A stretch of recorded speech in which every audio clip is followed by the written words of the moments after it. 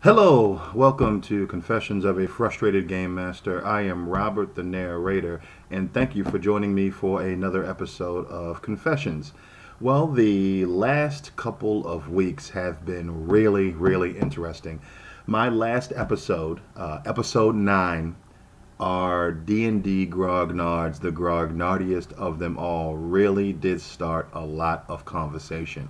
And I think it was awesome. I've had some really great discussions with other members of our hobby, and that is what Confessions of a Frustrated Game Master is all about. Or one of the things that I wanted to really get out of it is having contact with great members of our community, learning some things because I don't have all of the answers, and I don't think that anyone has all of the answers no matter how long you've been doing this. And the only thing I love more than talking about role playing games is playing role playing games. So it's been a great couple of a few weeks.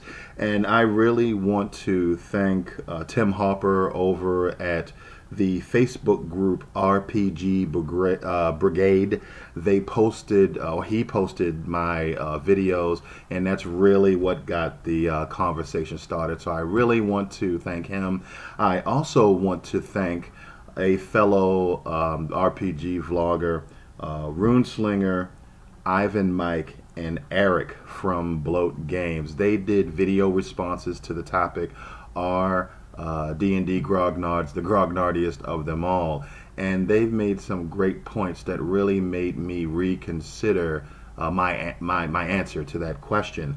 I will put a link for all of their video responses in the description so you can check those out. But just wanted to quickly go over some of their core arguments. They made a lot of other arguments and pointed out some great things. So please go check out their videos.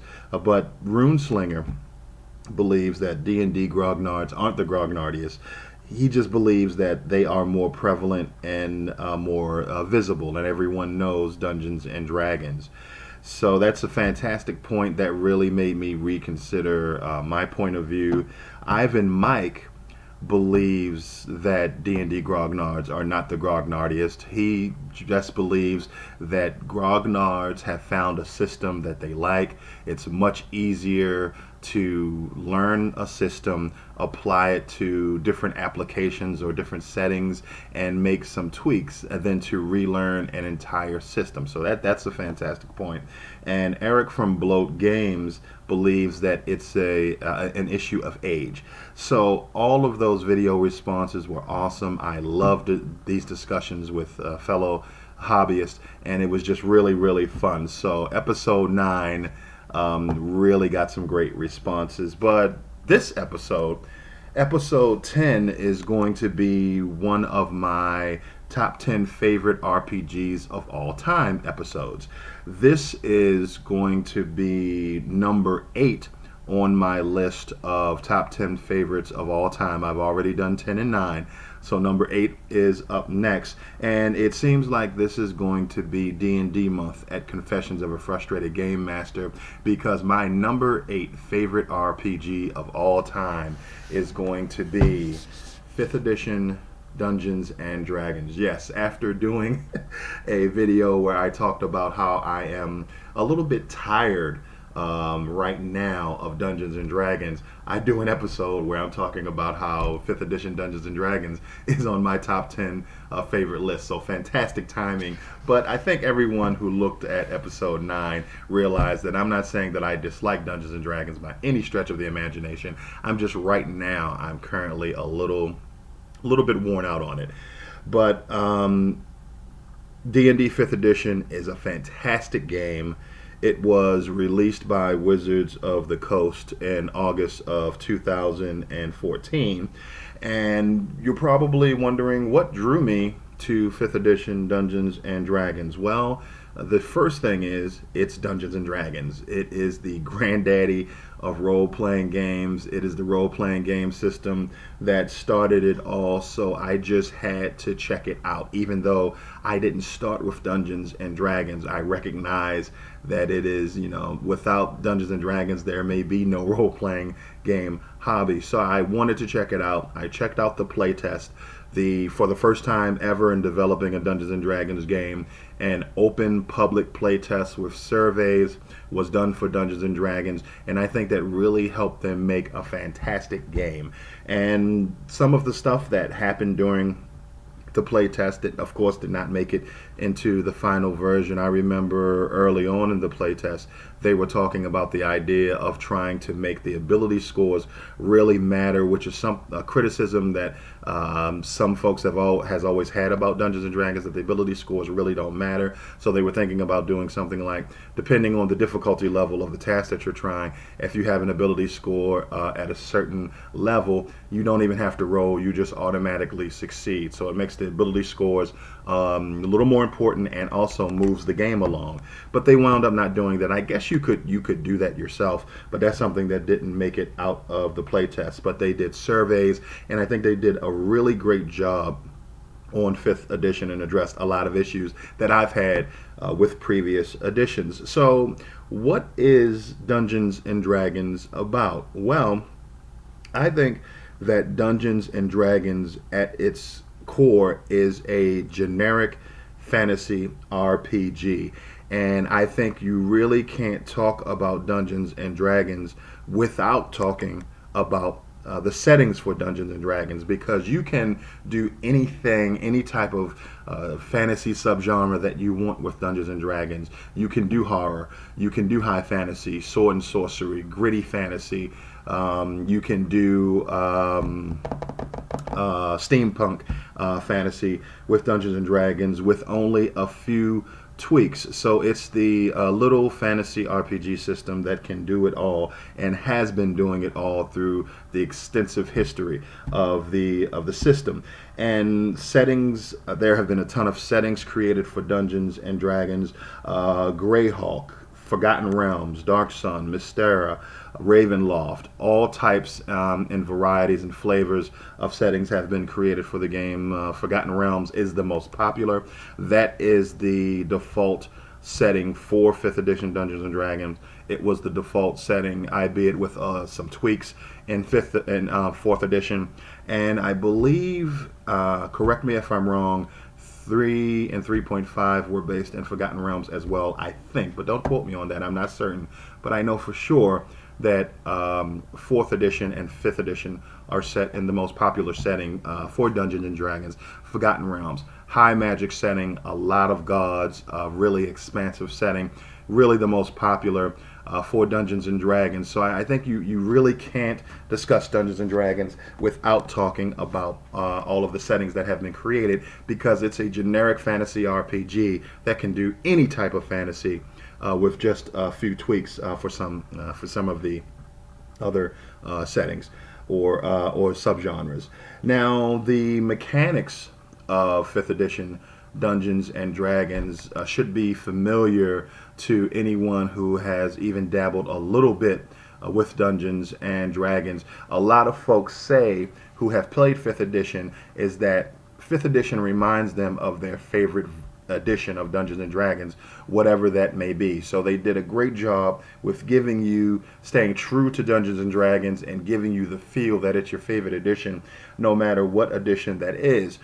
They have continued with the D20 rule structure, where you, when you're attempting a task, you roll a D20, you add your ability score and another modifier to it, and you go against a static target number determined by the dungeon master, or against the AC of the target if you're attacking a creature. So that has remained the same, but what really has changed in Dungeons and Dragons are a lot of other mechanics. They really did something which made me put 5th edition Dungeons and Dragons on my top 10 list, favorites of all time. And one of the first mechanics that really made me raise an eyebrow was the advantage and disadvantage mechanic for 5th edition. So what they have done with 5th edition is they have eliminated all of the little annoying bonuses that you would get from other editions of Dungeons and Dragons.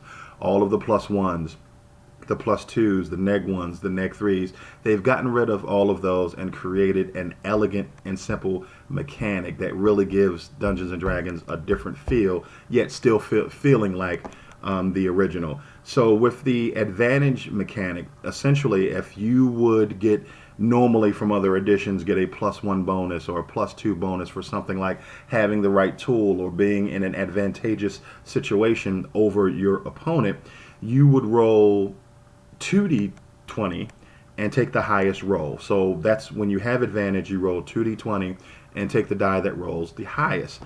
With disadvantage, if you have disadvantage, so anytime in previous editions when you would have a -1, -2, maybe a -3, you roll 2d20 and you take the lower of the 2 dice. So that is a really simple, elegant way, and really got my attention when they decided to do away with all of those piddly little bonuses that you always had to add up, and sometimes you would miss some modifiers in previous editions, and just made it really easy to use and easy to understand. Now, the next mechanic, which is new to 5th edition, which I'm going to fairly new, they've had proficiencies in the past, will be the proficiency mechanic. Now, this mechanic also addressed something that I've had an issue with in previous editions of Dungeons and Dragons: the imbalance between classes. Some classes being completely unimportant and underpowered, and some classes being too powerful at certain levels or throughout the entire history career of a particular class. The proficiency bonus, and essentially what the proficiency bonus does is all classes have proficiencies with skills and weapons, depending on the class. And if you have a proficiency bonus when you make an attack with a weapon you're proficient with, or when you use a skill that you're proficient with, you add your proficiency bonus to your ability score, and you roll the d20 and add both of those to your roll to get your total. And your proficiency bonus is the same for every class, which really is awesome, because if you're 3rd level, you're going to have the same proficiency bonus as another character at 3rd level, even if you're different classes. And I think I really like that, because it puts every class on equal footing. So, for example, with proficiency bonus, a character that has a level of 1 to 4 gets a +2. A character levels 5 to 8 will have a +3 proficiency bonus. Character from 9 to 12 will have a +4. The characters from 13 to 16 will have a +5, and 17 to 20 would have a +6. So for every 4 levels, your proficiency bonus increases. So fighters don't swing their weapons any better than a rogue. If you're proficient with a weapon, and if you're at the same level as another character, you get the same proficiency bonus. And for me, that is fantastic. It goes a long way to solving any issues with character balance and making sure that every class feels important. So the next mechanic in 5th edition Dungeons and Dragons that really pushed 5th edition Dungeons and Dragons onto my top 10 favorite RPGs of all time list is the inspiration mechanic. So the way that the inspiration mechanic works is it is linked to 4 traits, and during character creation, it's an optional system, but during character creation, you have to make decisions on 4 traits that your character will have if your DM is using the inspiration mechanic. The first is personality traits. So during character creation, you give your character 2 personality traits, and essentially what they are is personality traits are small, simple ways to help you set your character apart from every other character. Your personality traits should tell you something interesting and fun about your character. So during character creation, you choose 2 personality traits, you put them on your character sheet, and then the next trait that you have to figure out if your dungeon master is using inspiration is ideals. So what ideals are what they are. Excuse me. During character creation, you choose one ideal for your character. Your ideals are the things that you believe in most strongly, the fundamental moral and ethical principles that compel you to act as you do. So ideals, personality traits. The next trait that you have to figure out for your character, if your dungeon master is using inspiration, are bonds. And essentially, during character creation, you choose a bond. Bonds represent a character's connections to people, places, and events in the world. They tie you to things from your background. And then the final trait that you have to figure out with inspiration are flaws. And I actually did an episode on flaws. I really love characters who aren't just cookie cutter and perfect. And what flaws are is you choose one during character creation, and your character's flaws represent some vice, compulsion, fear, or weakness. In particular, anything that someone else could exploit to bring you to ruin or cause you to act against your best interests. So those four traits, you pick them at character creation, and then during the game, if the dungeon master finds that you are playing your character or responding to a particular situation in accordance with your personality traits or ideals or bonds or flaws, the DM can give you what's called an inspiration. Basically, it's kind of like an action point. You can only have one inspiration at a time. And the way that inspiration is used, once you have inspiration, is if you point out a way in which your character is acting in accordance with their flaws, bonds, ideals, or personality traits, you can spend the inspiration that you have to get advantage on an attack roll or a saving throw. So basically, it is a fantastic way to make sure that you have background, to make sure that you're somehow connected to the world, to make your character more real, and a way to, really reward the player, the player for playing their character the way that they said that they would. And I really, that is the thing that I think of all of the other mechanics that I've talked about with 5th edition Dungeons and Dragons, is the thing that said, you know what, I gotta look into this. This is fantastic. And this mechanic really slowly put 5th edition Dungeons and Dragons on my top 10 favorite RPGs of all time lists. And they put I don't think that they were trying to jump onto the storyteller style RPG craze that has been going on for the last several years. They put personality traits, ideals, bonds, and flaws right on the front of the character sheet, right in a prominent area. So it wasn't something where I don't feel like Wizards of the Coast was just trying to capitalize on a craze, because they made it a really prominent part of the character sheet right in front. And that's fantastic. Even though it's an optional, if you read the book, it's optional. The dungeon master obviously doesn't have to do it, but they put it right on the front of the character sheet. So I really love that. And for me, it goes a long way to really fleshing out a player's character. And for me, it does a better job than alignment does with defining your character. Because first of all, alignment is mostly just GM fiat. I remember the old days of playing 2nd edition Advanced Dungeons and Dragons, where the GM would just arbitrarily say, hey, you're not playing to your character's alignment. Most of the time, the only time when alignment really mattered is when someone was playing a paladin. At least that's the way that the DMs I've played with have used alignment. Alignment only really mattered to kind of mess with the paladin, to keep the paladin in line. For other characters, it really didn't matter, and there really wasn't any mechanical bonus or benefit for playing within your alignment. So I really love the inspiration mechanic for that reason. If you want to have players who normally don't play interesting, deep characters, one way to get them to do so is to give them a mechanical benefit, because let's face it, a lot of the guys out there who are making, characters who are orphans and don't have a background and aren't from anywhere are usually the murder hobos. So the kind of the way to get a murder hobo to make the game more interesting for the dungeon master is to give them some kind of mechanical benefit.